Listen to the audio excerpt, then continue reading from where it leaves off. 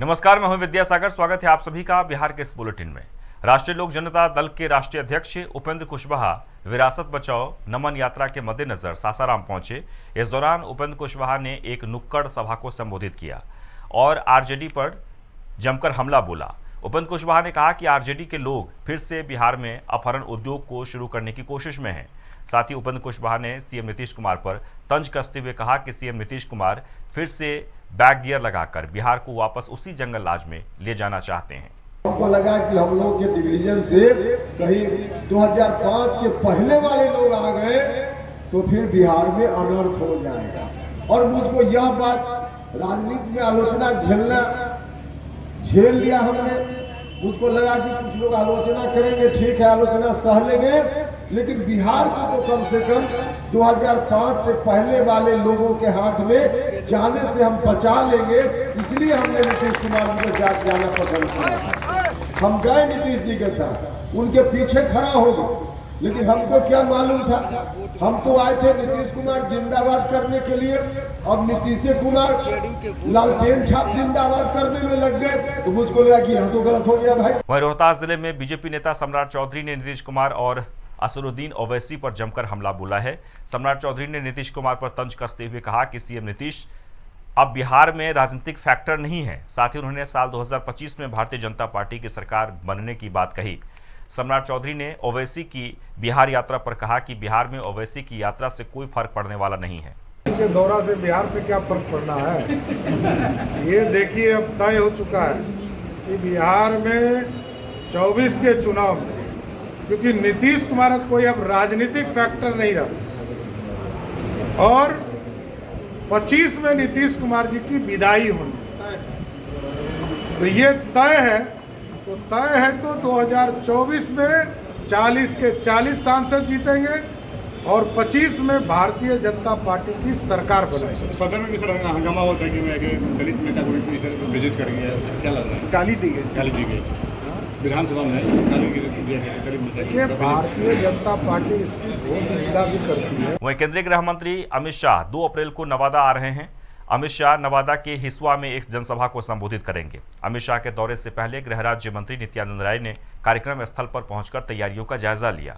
देखिए, भारतीय जनता पार्टी के कार्यकर्ता अपने लिए बहुत कुछ नहीं सोचते हैं। उनके मन में है, जब काम करते हैं तो पंडित दीनदयाल जी के और श्यामा प्रसाद मुखर्जी जी के दिया हुआ वह संकल्प, एकात्म मानववाद का वह वचन और प्रतिबद्धता उसके प्रति कि हम गरीबों के लिए, देश के लोगों के लिए काम करेंगे, तो उसमें नरेंद्र मोदी जी के नेतृत्व में सरकार बने, इसकी प्राथमिकता भारतीय जनता पार्टी की कार्यकर्ताओं की और नेताओं की होती है। वहीं दानापुर से खबर है, जहां बीजेपी ने राष्ट्रपति के भाषण को जन जन तक पहुंचाने के लिए सभा का आयोजन किया है। इस दौरान सांसद रामकृपाल यादव ने कहा है कि सभी लोग राष्ट्रपति द्रौपदी मुर्मू के भाषण की पुस्तिका को पढ़ें। साथ ही उन्होंने कोरोना काल में बेहतरीन काम करने के लिए मोदी सरकार की सराहना की। देखिए, ये सब मैं कोई टिप्पणी नहीं कर रहा, मुझे बहुत खेद हुआ। एक जिम्मेवार जनप्रतिनिधि इस तरह की छोटी बातें करे, दुर्भाग्यपूर्ण है और गंदी राजनीति से लोगों को बचना चाहिए। हम कंडेम करते हैं ऐसे बयानों को। वहीं कटिहार के राजेंद्र स्टेडियम में 2 दिवसीय कटिहार महोत्सव का रंगारंग आगाज हुआ है। प्रदेश के पूर्व डिप्टी सीएम और कटिहार विधायक तारकिशोर प्रसाद ने दीप प्रज्वलित कर कार्यक्रम का शुभारंभ किया।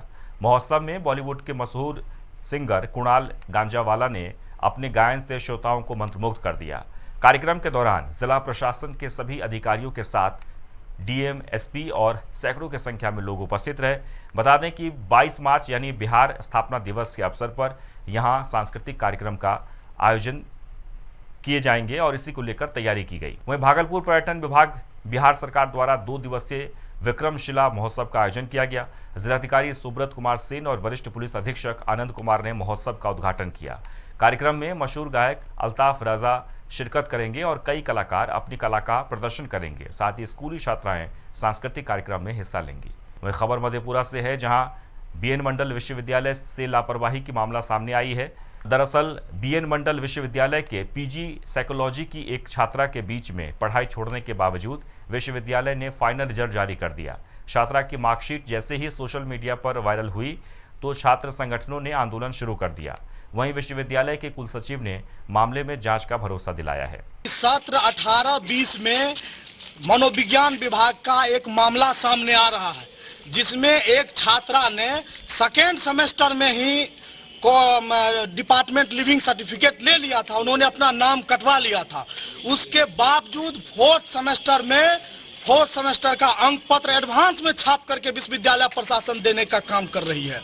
वहीं आप देखिए कि आज विश्वविद्यालय के पेंडिंग सेल में सैकड़ों हजारों ऐसे छात्र भेड़ बकरी के तरह लाइन में लगे हुए हैं, जिन्होंने रेगुलर परीक्षा दिया है और ऐसे परीक्षार्थियों को विश्वविद्यालय द्वारा एब्सेंट कर दिया गया है। आरती की जय मंडल विश्वविद्यालय की ऐसा महिमा अपरंपार है जो बिना नामांकन का ही परीक्षा परिणाम घोषित हो जाता है। ये मामला है साइकोलॉजी डिपार्टमेंट का एक जूही कुमारी नाम की छात्रा है, जो सेकेंड सेमेस्टर में ही अपना डीएलसी ले लेती है और उसका फोर्थ सेमेस्टर का रिजल्ट टॉप क्लास में क्लियर कर दिया जाता है। इसी दरमियान हम लोग मंडल विश्वविद्यालय के पदाधिकारी को आरती देकर के सम्मानित कर रहे, ऐसा महिमा अपरंपार किए। तो मेरी भी जानकारी में आज आई है ये बात। मैं इसका जांच विभिन्न पदाधिकारियों से करवा रहा हूं, कंसर्न ऑफिसर से पता ले रहा हूं। अभी देखता हूं, ये एक गंभीर मामला है, इस पर संज्ञान लेके उचित कार्रवाई की जाएगी। और वक्त हो चला है छोटे से ब्रेक का। ब्रेक के बाद तुरंत लौटते हैं।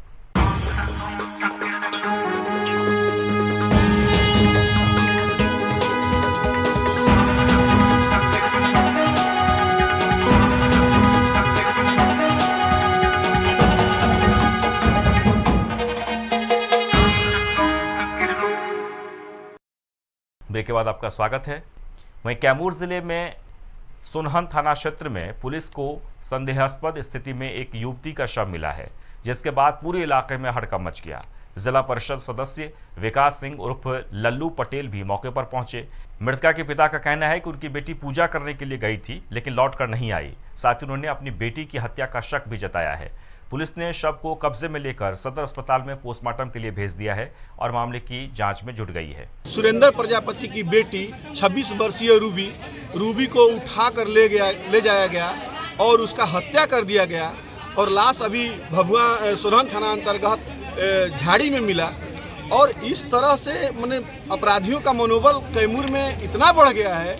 और पुलिस का हरकत देखिए, ये लड़की के पिता मोहनिया थाना पर गए कि हम गुमशुदगी का रिपोर्ट करने के लिए कि हमारी लड़की को ये लोग मैंने उठा के ले गए और थाना के द्वारा सुना नहीं गया, थाना प्रभारी के द्वारा, दरोगा के द्वारा सुना नहीं गया। बक्सर जिले के ब्रह्मपुर थाना क्षेत्र के जयपुर गांव में सुबह जमीनी विवाद को लेकर चाचा ने अपने ही भतीजे की गोली मारकर हत्या कर दी है। घटना के बाद आसपास के इलाके में सनसनी फैल गई। बताया जा रहा है कि कई सालों से उनके बीच जमीनी विवाद चल रहा था, जिसके बाद चाचा ने अपने भतीजे को मौत के घाट उतार दिया। मौके पर पहुंची पुलिस ने शव को कब्जे में लेकर पोस्टमार्टम के लिए भेज दिया है और मामले की जांच में जुट गई है। आज कुछ नहीं, झाड़ू मारे तो उसी पे कुछ बोले, ये भी कुछ बोले, उस पर रिवॉल्वर लेकर ठोक दिए उनको। फिर वहाँ से कहाँ लेके गए थे? आ रहे थे आप लोग? हाँ। क्या नाम थाना आया उधर। वहीं बांका जिले में अमरपुर शाहकुंड मुख्य मार्ग पर बंगाली टोला के पास दो बाइकों की आपस में टक्कर हो गई। इस हादसे में एक मछली व्यवसायी की मौत हो गई है, जबकि दूसरा बाइक चालक घटनास्थल से फरार हो गया है। मौके पर पहुंची पुलिस ने शव को पोस्टमार्टम के लिए भेज दिया है और मामले की जांच में जुट गई है। वहीं मधेपुरा जिले के बिहारीगंज थाना क्षेत्र में खेत पटवन के दौरान करंट लगने से पिता पुत्र की मौत हो गई है। बताया जा रहा है कि पिता बिजली मोटर से खेत पटवन कर रहे थे। इसी दौरान बिजली करंट लगने से उसकी मौत हो गई। काफ़ी समय तक जब पिता वापस नहीं लौटे तो खेत में गया और वो भी बिजली के संपर्क में आ गया, जिसके बाद उसकी मौत हो गई। वहीं कटिहार के अहमदाबाद थाना क्षेत्र में मिनी गन फैक्ट्री का खुलासा हुआ है। पुलिस ने हथियारों के साथ 2 अपराधियों को गिरफ्तार कर लिया है। पुलिस ने तत्परता दिखाते हुए फैक्ट्री परिसर से हथियार बनाने वाले कई उपकरणों को जब्त भी कर लिया है। छापे के दौरान कई तरह के अर्धनिर्मित हथियार समेत तैयार किए हुए 13 पीस देसी पिस्टल और 2 मोबाइल भी बरामद हुए हैं। रात्रि में 11 बजे के बाद एक फैक्ट्री का जो है सूचना मिला था कि हथियार ये लोग बनाते हैं। तो उस सूचना के आधार पर थानाध्यक्ष और उनकी टीम के द्वारा छापेमारी की गई।